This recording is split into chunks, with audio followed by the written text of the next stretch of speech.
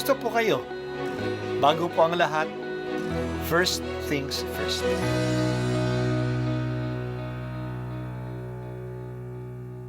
Good morning po.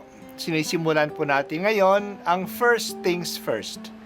At dito po, tinatalakay natin sa unang bahagi ng umaga natin ay ang first readings na binabasa po sa banal na misa. Ito pong tinatalakay natin kasi madalas po kasi marami na tayong alam tungkol sa gospel readings. Pero konti po ang nagsasalita sa first readings. Pero ang first readings, bahagi din po yan ng Biblia, ng banal na kasulatan.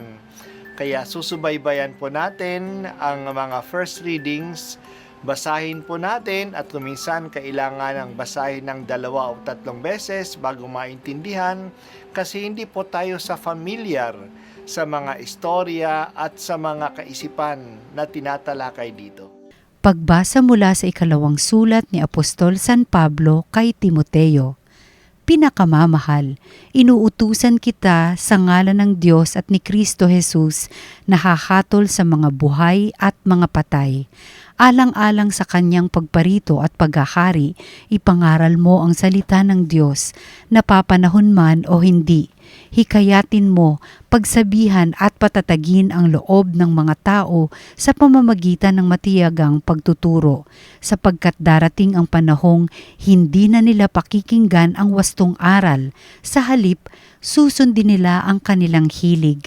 Mangangalap sila ng mga gurong walang ituturo kundi ang mga bagay lamang na gusto nilang marinig.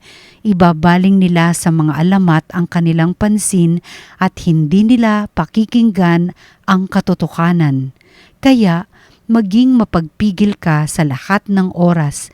Pagtiisan mo ang mga kahirapang dumarating sa iyo. Gampanan mo ang tungkulin ng isang mangangaral ng mabuting balita. Tupdin mo ang iyong mga tungkulin bilang tagapaglingkod ng Diyos. Ako'y iaalay na. Dumating na ang oras ng pagpanaw ko sa buhay na ito. Puspusan akong lumaban sa paligsahan. Natapos ko na ang dapat kong takbuhin. Nanatili akong tapat sa pananampalataya. Kakamtan ko na ang korona ng pagtatagumpay. At sa araw na yaon, ang Panginoon na siyang makatarungang hukom ang magpuputong sa akin ng korona, hindi lamang sa akin, kundi sa lahat ng nananabik sa muli niyang pagparito. Ang salita ng Diyos. Salamat sa Diyos. Talagang masigasig at masipag si Pablo na magpahayag ng mabuting balita. Ginawa niya ito saan man siya at anuman ang kalagayan niya. Pati na sa kulungan, nagpapahayag siya ng magandang balita sa kapwa niyang mga bilanggo at pati na nga sa mga soldadong nagbabantay sa kanya. Urgent sa kanya ang gawaing ito. Ang pagiging masigasig nito ay kanya ring ibinahagi at iniutos pa kay Timoteo. Sinulat niya, ipangaral mo ang salita ng Diyos, napapanahon man o hindi, hindi ka titigil. Ibig sabihin ng ipangaral ay hikayatin, pagsabihan, at patatagin ang loob ng lahat sa matyagang pagtuturo. Napaka-importante ang gawain ito kasi darating ang panahon na mga tao'y maniniwala sa mga kahit ano-anong mga aral. Susundin lang nila ang mga aral na gusto nila. Paniniwalaan, hindi ang totoo, kundi ang gusto nilang tanggapin. Maghahanap sila ng mga guro na magtuturo sa kanila ng mga aral na gusto nilang pakinggan at paniwalaan. Kaya hinikayat niya si Timoteo na gampanan at pagtiisan ang tungkulin ng isang mangangaral ng mabuting balita. Huwag siyang titigil, palagi siyang mangaral. Ang panawagan ni San Pablo kay Timoteo ay angkop sa ating panahon ngayon. Napakarami ng mga iba't ibang sekta na nangangaral tungkol kay Jesus. Mayroon ng higit ng 33,000 na mga sekta na gumagamit ng Biblia at nagpapakalat ng iba't ibang paraan ng pagsamba sa Diyos na hindi naman tama. Sa ganitong kalagayan, mas lalo dapat tayong maging masigasig sa pagpapahayag ng katotohanan na tinanggap natin mula sa mga apostol. Katanggap-tanggap man ito o hindi sa mga taong kausap natin.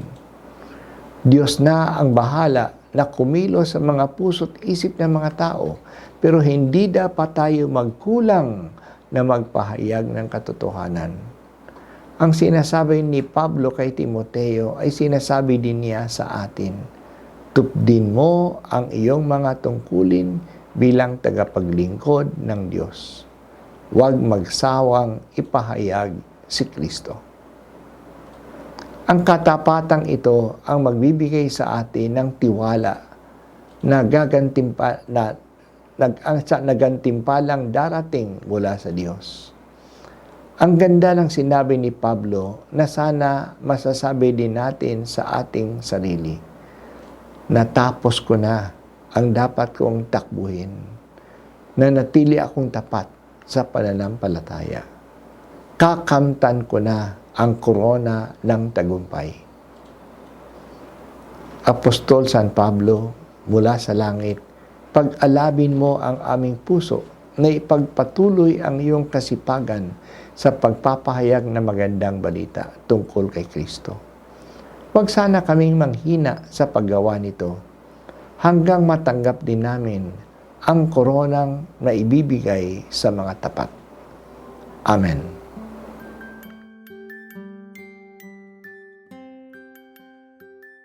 At ako po ay si Bishop Roderick Pabilio dito sa First Things First.